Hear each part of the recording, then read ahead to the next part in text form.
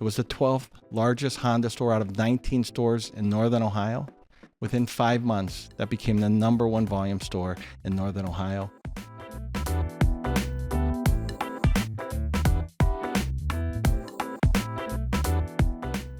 Welcome to the Walk Around Podcast, powered by JM&A Group. We are at the Sirius XM studios at the fabulous Wynn, Las Vegas. Heather, is this not awesome? Just right away? This is a total upgrade. What an upgrade. I am so honored. And prior to us starting, we heard this is where Shaq records his That's right. podcast. I'm sitting in Shaq's seat, and I am honored to represent. So right now, you're basically the same height as Shaq. I am the same height as Shaquille O'Neal. Here we That's go. me.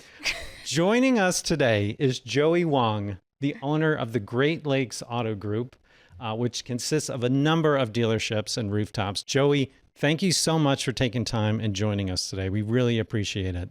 Mark, I'm glad to be here. Thank you, Heather. Appreciate you having me. We are so honored to have you here and spend some time and learning about your history as an automobile dealer. You have quite the career, and we're looking forward to getting into it and a couple tidbits that our listeners should know about to be a successful automobile And someone dealer. told me you're a gambling man, so we're going to get into that too. Yes. Well, we're in Vegas, right? We're in Vegas. Yeah. Why would we not? Why would we not? And Mark, we know your habit, and we're going to go ahead Yes. and indulge that and hope that Joey will play along with us. This is a bad place for me to work through my habit, but that's okay. We're going to get there. Joey, let's start right away, just in your background, your journey. We've talked to so many guests in the automotive business, and everyone somehow has a different path into the automotive industry. You know, people say you're either born into it or you fall into it. But once you are there, you love it and you don't want to do anything else. And your background is quite interesting, having started and studied at the Ohio State University on a science track. You did biology, you went to dentistry. So how does someone go from science to automotive and selling cars? You know, Mark, I mean, I was always a car fanatic as a kid. And, my father's a physician. My brother and sister are physicians. And really for my dad, moving over from Taiwan, he wanted us to be educated and in the health profession field because he worried about people looking down upon us. And he said, Joey, here, at least if I know if you're a doctor and you're educated, you're going to be respected. And, for me, I loved cars. I loved cars as a kid. I was fascinated by them. And so when I was in college, I decided I could sell some cars. I'm going to give it a shot. And so I started out at a Chevrolet, Cadillac, Pontiac, Honda dealership in Ashtabula, Ohio, selling cars for a summer job. Before you graduated. You were still in school. Yes. I was 18 years old, going to Ohio State University for undergrad and taking a summer job. So I just need to ask this quick question.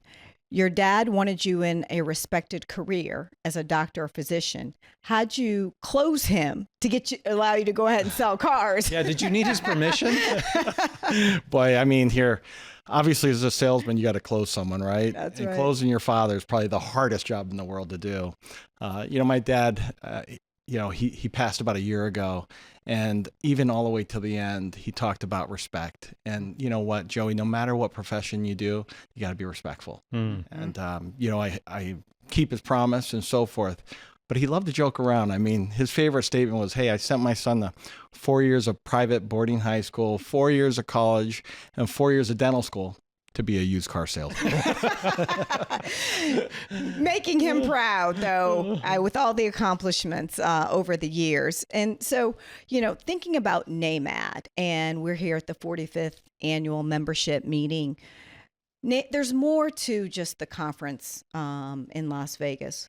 Why is NAMAD such an important association for dealers and for the automotive industry as a whole? Yeah. Great question, Heather. And, for me, I really wouldn't be who I am today if NAMAD wasn't there. NAMAD serves as an organization to help grow females and minorities in our dealer body for us to become automotive dealers.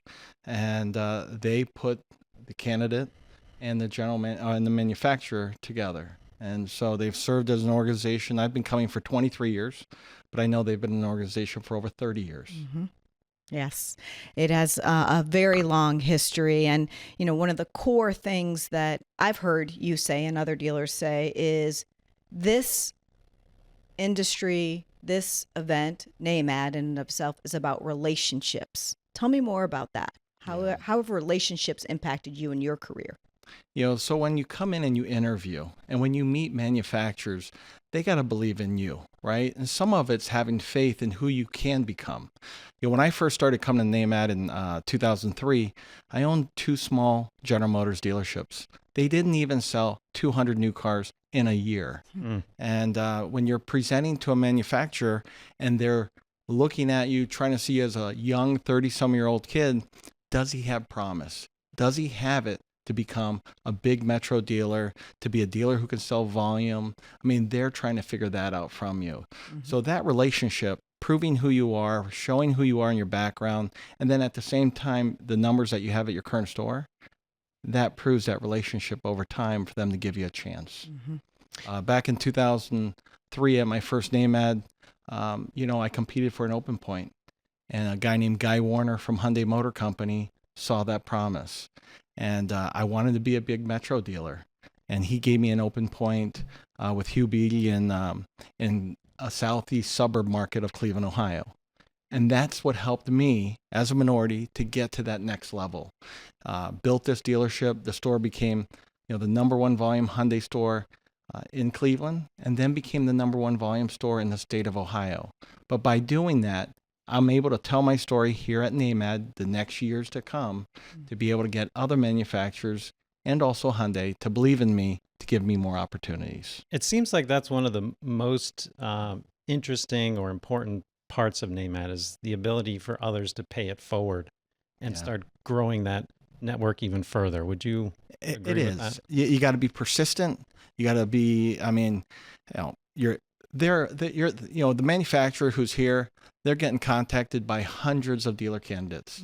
And how do you shine through all of them, right? Beyond the dealer candidates, you're competing with the publicly traded groups out there. Absolutely. Whose pockets are extremely deep. You are competing against a lot of people, 100%. And how do you outshine them, right? Absolutely. So Joey, let's think back when you got that open point and you became a dealer. What was that feeling like? What surprised you? I can still remember the day I got the letter, right? That, hey, Joey, we're going to give you the letter of intent to be the open point in Streetsboro, Ohio, and how happy I was, right? Because it's everyone's dream to grow, to be a bigger dealer, to be a better dealer, or even get your first dealership. And for me, it was a dream come true. I couldn't have been any happier at that time. And then obviously for it to keep growing and continuing from there. What didn't you expect when you started operations and you got into it? What surprised you? When you're 33 years old at that time and you're competing against really respectful big dealers in the Cleveland market. Rick Case was there, Ron Marhofer, very respectful generational dealerships. And then the manufacturer says, hey, kid, we're going to go with you, right? That's the surprise, but that's the happiness too. Sure. And that's a vote of confidence in yourself that had to really give you some, you know what, I got this. I am going to go in here and I'm going to be successful. I'm sure it motivated you. 100%. And not all is always going to be happy. I mean, 2005, 2006, I compete for a Honda Open Point as well in Grand Rapids, Michigan, and I lost. It's that ability to keep coming back and trying again. So 2006, that process took about 15 months, and I lost to Joe Serra. Serra's a big group in the Michigan market. And I understand the reason that Honda chose him, because I was not a proven commodity yet. But you stay with it. 2007, 2008, 2009, you're showing what you're doing with your Hyundai store, what you're doing with your General Motors stores, and you're coming back here to NAMAD again, meeting with the different manufacturers, meeting with Honda in particular, and saying, hey, I want my opportunity. 2010 comes, Cincinnati is an open point for Honda, and they said, here, Joey, we'd like you to apply for it. Again, you go through the process. There's 100 dealers that apply. They give out 20 interviews. It's a year-long process. And again, I come in third place on that. I don't get the point. And for most, you could get very disappointed by it. And for some, you may even want to quit and says, here, I give up. I'm not going to do this anymore. But instead, I stayed with it. And that's why I talk about persistence, staying with it, being tenacious, and keep coming. Keep coming back to NAMAD because that opportunity is going to come to you. And in 2014, Honda finally said, yes, Joey, we have a point in Akron, Ohio. We'd like you to take that point. And it was a minority development point already. And we'd like to see what you could do with it. It was the 12th largest Honda store out of 19 stores in Northern Ohio. Within 5 months, that became the number one volume store in Northern Ohio and has been the number one volume store in Northern Ohio for the last 10 years. But you're proving yourself. And when the opportunity comes, you got to perform. I think that persistence theme is so true, especially even if you're just starting out and you're starting to sell cars or you're trying to become more in the industry and advance your career. Like that persistence is so vital in or this if you've business. been in business for 20 plus years and Can't be complacent. running dealerships in multiple states now. What motivates you now? What keeps you going with that persistence? Wow. Well, great question. And I want to make something else to make you laugh about that. You're learning on the way. You know, my first summer selling, Mr. Nassif called me in at Christmas time and said, Joey, here, there's 5 or 6 Christmas cards here for you. And I was like, okay. I showed up at his dealership. I was in school at Ohio State. Come there, and these cards are all open. And I'm like, well, Mr. Nassif, you opened up my mail. He goes, they came to my dealership. Okay, I get that. But you know what he proved to me and showed me? He goes, Joey, out of the 6 cards you got here, 5 of them are from customers that didn't even buy from us. He goes, you need to learn how to be persuasive, how to be a little bit more tenacious, how to learn from this process here that here, you're going to be, they love you enough to send you a Christmas card. They love you enough to buy a car. Joey, let's fast forward a little bit and get your perspective on the business as it is today. I think a very common theme we've been talking about for most of this year is uncertainty, tariffs, inflation, affordability. There's so many factors, consumer demand that are just fluctuating up and down, right? What's, as you sit today and you look at your business and your group, what's your opinion? Are you bullish? Are you looking forward to the rest of the year in a positive way, or do you have some concerns? Wow. Mark, great question here. And I'm an optimist. I'm an eternal optimist, really. So I'm only going to look at the positive side. Is that really right or not? Here, you look at different things that come up. I just bought a Honda store in 2019-20 and COVID starts, right? And as a person, you're kind of could be, oh no, I'm in trouble. What are we going to do? Or you can take that situation that's in front of you and make the most of it. Here today, are interest rates higher? Sure, but they're not really that high. Are the tariffs here? Sure, but still people are buying cars in America. People are still spending money. And it's your outlook in the way that you carry yourself, your store carries yourself, the people that work with us carry themselves. And here we keep doing business. Yeah. Sounds like a very positive outlook as we're looking at the second half of 2025. And as you look into 2026, what should dealers be doing today to prepare for 2026 for, the affordability, the evolving consumer expectations? What are you thinking about for your dealer group for 2026? Here, in any year that you're preparing, first, it's all about the basics, right? Making sure your people are ready, your dealerships are ready, they're clean, and our presentation. You know what? Preparation makes for a great year. And I can share with you this as we're coming toward the end of 2025. We're looking at a positive year. We had a great first 6 months for the year. I don't expect anything different. I know that the interest rates are going to get lowered here sooner or later. And that's going to be great news. It's going to bring positive motivation. It's going to bring momentum to our business. And people are going to be out there ready to buy more cars. As a dealer of multiple franchises, are you more bullish on certain OEMs than others, or are any of them that you're looking to? That's the manufacturer for me. Well, Heather, that's a trick question there for me. I mean, I'm on air and this is being recorded, and there's certain manufacturers better than others. Wow. Well, They're all. What if we ask it this way? Are you feeling positive about how OEMs are engaging with the dealer body? What kinds of trends are you seeing with OEMs that has you excited? I'll say it this way. Here, manufacturers are partners to dealers. we can't sell cars without them, and they can't sell cars without us. The beautiful thing in America, we have franchise laws, and they need to be able to sell them through dealerships. Together, we're partners. Each one needs to view it that way, and some may view it a little differently. But I can share with you that for a dealer, you know what, the more trust we have in our partner as a manufacturer, the better the store performs, and also the better the value of the dealership. So, Joey, we said earlier, we both share an interest in gambling. Here we are in Las Vegas. We thought we would end our conversation with a segment that we're calling Best Bets. Okay, so I'm going to throw out a couple of trends or statements about the business, and you're going to tell us, bet it or forget it. All right. Okay. I like it. Are you I'm ready? I'm ready. Here we go.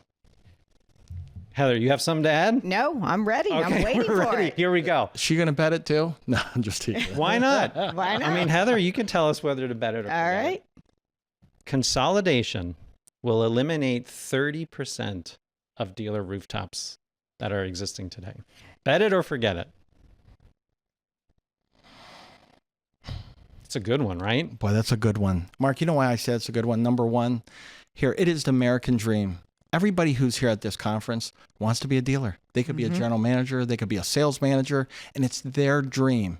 And I believe as long as manufacturers want to continue to grow with diversity, with females, it's going to keep that American dream up. So I'm going to say forget it, because I want to see all of these candidates here get their own first store and then get to their second store. And that is the American dream. It's what happened to me, and I hope for everyone else at this conference. Yes.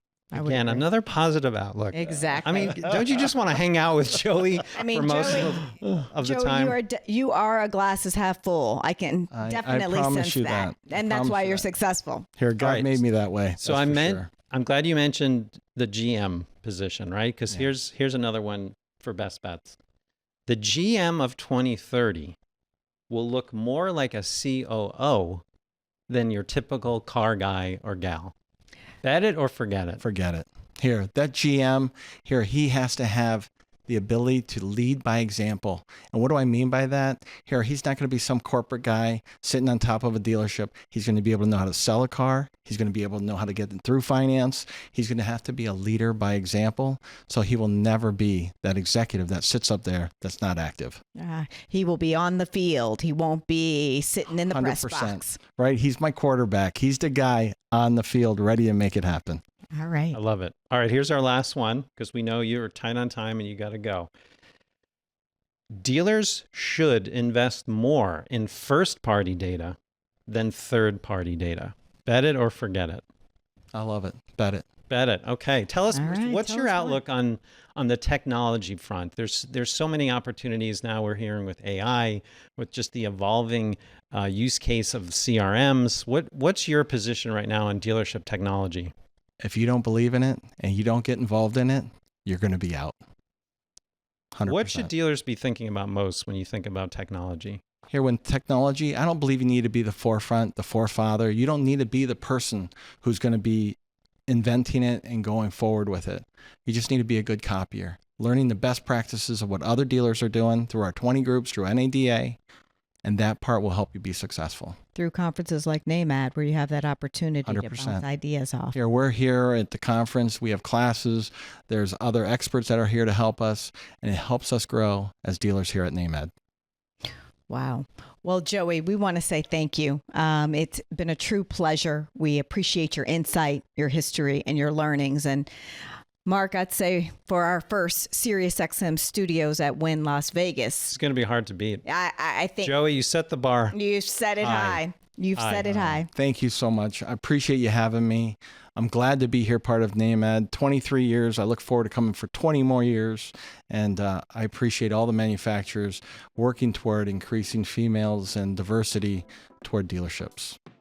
Thank you. Thanks, Joey. Thank you. We really appreciate you joining us today on the walk around, and we hope you enjoyed the episode.